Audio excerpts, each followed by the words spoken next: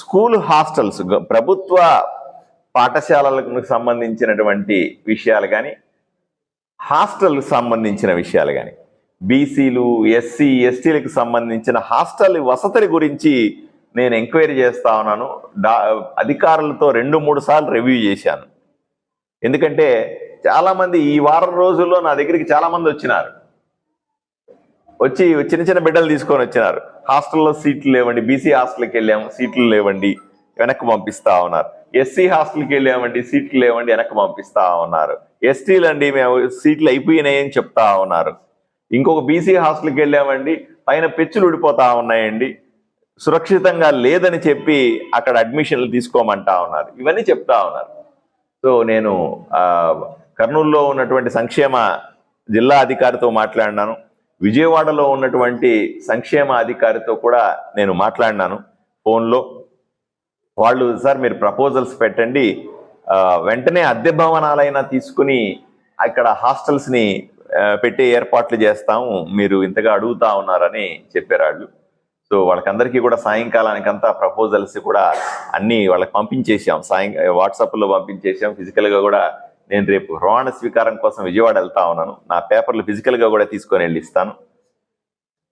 ఇక్కడ బీసీలకు సంబంధించిన హాస్టల్ బాలికలకు, ఎందుకంటే ఇక్కడ ఏమైందంటే ఎక్కువ మంది పనికి పోయేవాళ్ళు ఉన్నారు.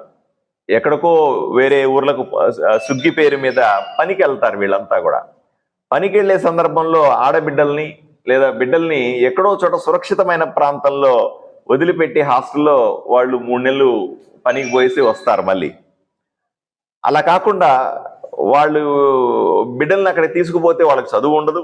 బిడ్డల్ని వాళ్ళతో పాటు తీసుకెళ్తే పనిలో పెట్టి వాళ్ళకు కెరియర్ పాడయ్యే అవకాశం ఉంది. సో తప్పనిసరిగా రాత్రికి ఈ సుగ్గిని మనం పూర్తిగా నిర్మూలించలేము, కానీ కనీసం వాళ్ళ ఇబ్బంది ఏదైతే ఉందో వాళ్ళ బిడ్డల్ని హాస్టల్లో పెట్టి చదువు చెప్పిస్తూ సురక్షితంగా ఉంచే బాధ్యతను నేను తీసుకోవాలని నేను అనుకుంటా ఉన్నాను.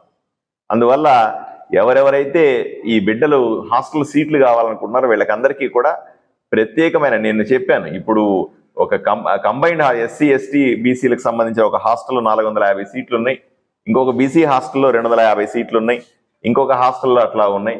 అలాగే వీళ్లకు అదనంగా హాస్టల్ని కావాలని అడిగినాను. ఇంకో కనీసం ఒక 200-300 మంది ఉండేలాగా అద్దె భవనాలైనా తీసుకొని, ఈ సంవత్సరం వరకు అద్దె భవనాలైనా తీసుకొని దాంట్లో హాస్టల్ నడపగలిగితే వీళ్ళకు కొంత ఉపశమనం కలుగుతుంది అనే ఉద్దేశంతో హాస్టల్ని ఎక్స్టెన్షన్ చేయాలా అనే ఆలోచనని కూడా చేశాం. దీన్ని కూడా ఒక వారం 10 రోజుల్లో అదనంగా ఒక 100 నుంచి 200 హాస్టల్ వసతులు ఉండేలాగా భవనాలు కూడా తీసుకొని అద్దె పే చేయడానికి కూడా ప్రభుత్వం సిద్ధపడుతుంది, ఇబ్బంది ఏమీ లేదు. చేసి హాస్టల్ వసతిని అందరికీ అందుబాటులో ఉండేలాగా చేస్తాం. అలాగే పొద్దున గురుకుల పాఠశాలకు సంబంధించి అరేకల్లో ఉన్నటువంటి గురుకుల పాఠశాలకు సంబంధించిన వాళ్ళు కూడా వచ్చి వాళ్ళ సమస్య చెప్తా ఉన్నారు. వాళ్ళకు కూడా లోడ్ సరిపోవట్లేదండి, డిమాండ్ విపరీతంగా ఉంది. ఇక్కడి నుంచి మాకు సీట్లు లేవనుకునే బాధపడే వాళ్ళ సంఖ్య ఎక్కువగా ఉంది. కాబట్టి అదనంగా భవనాలను ఏర్పాటు చేయడానికి మీరు కొద్దిగా ప్రత్యేకంగా ఇంట్రెస్ట్ తీసుకోండి అని వాళ్ళ స్టాఫ్ వచ్చి, వాళ్ళ ప్రిన్సిపల్ వాళ్ళు వచ్చి అడుగుతాం. తప్పనిసరిగా నేను పై ఆఫీసర్లతో మాట్లాడి గురుకుల పాఠశాల ఆరేకల్లో ఉన్న గురుకుల పాఠశాలకు సంబంధించి పేదవాళ్ళు అక్కడ చదువుకునే అవకాశం ఉంది, మెరిట్ స్టూడెంట్స్ అక్కడ చదువుకునే అవకాశం ఉంది, వాళ్ళకి అదనంగా భవనాలను శాంక్షన్ చేయించుకునే బాధ్యత కూడా తీసుకుంటానని, దానికి కూడా ప్రపోజల్స్ రెడీ చేయమని చెప్పాం.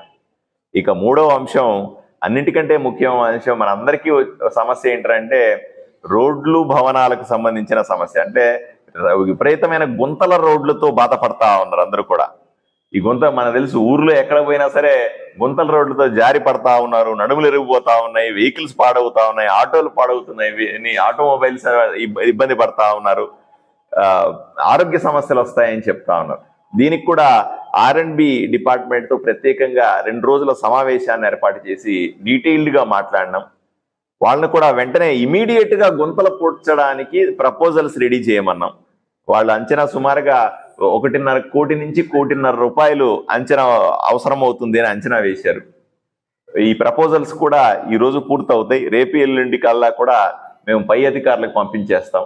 నేను వీలైనంత వరకు ఒత్తిడి చేసి వారం 10 రోజుల లోపల ఆ డబ్బులు శాంక్షన్ అయిన వెంటనే అట్లీస్ట్ టౌన్లో వరకు కూడా ఎక్కడెక్కడైతే గుంతలు ఉన్నాయో, ఎక్కడెక్కడైతే యాక్సిడెంట్లు జరుగుతూ ఉన్నాయో, ఎక్కడెక్కడైతే గుంతల వల్ల ఇబ్బందులు పడతా ఉన్నామో వీటిలన్నింటినీ కూడా వీలైన తొందరగా పూడ్చే ప్రయత్నం చేస్తాం. ప్రపోజల్స్ మొదలైనాయి అని ప్రజలకు తెలియజేస్తా ఉన్నాను.